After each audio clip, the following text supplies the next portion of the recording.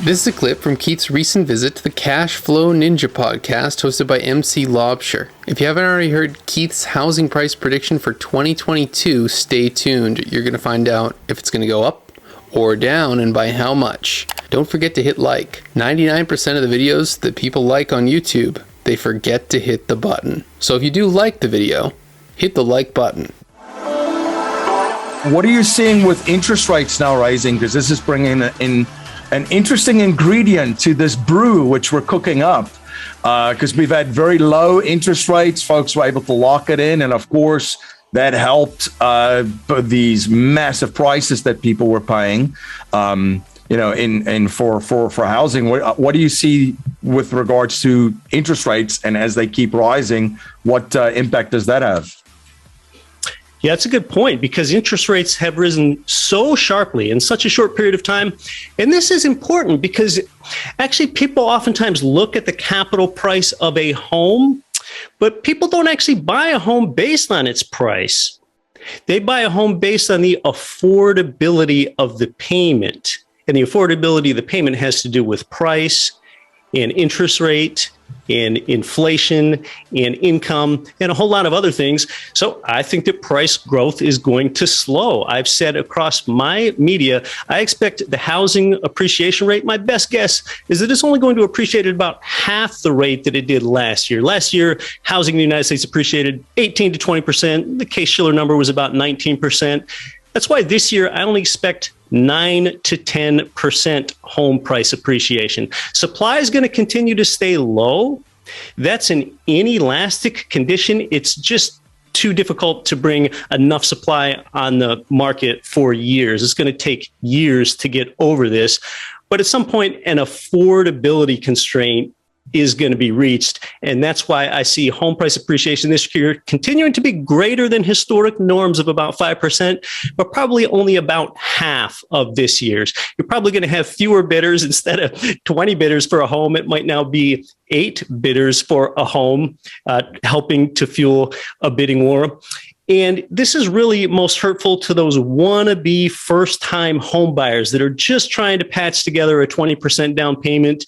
And they thought they could afford, say, a $400K starter home. But now with higher mortgage interest rates, they're not able to do that. That removes them from that buyer pool, and it puts them into the renter pool, or it keeps them in that renter pool. So that's what I see happening in light of higher mortgage interest rates. Continued appreciation higher than normal, but not as great as last year. It's interesting to just look at some of the data too. It looks like, and these were the trends that were in motion, the migration trends. People were moving from New York, New Jersey, Illinois, California, the favorite states to pick on. And they were going to Texas, to Florida, to Arizona. There were different states that they were moving to.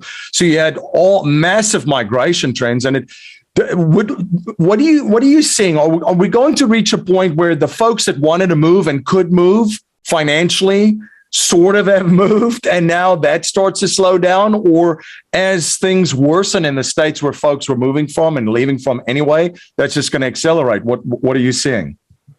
Yeah, I think that's really hard to say with these accelerating migration trends to the places that people kind of always wanted to live, but now they found a way that they can do that. Yeah, it's really hard to say if that trend is going to pick up from this point or whether it's going to decrease.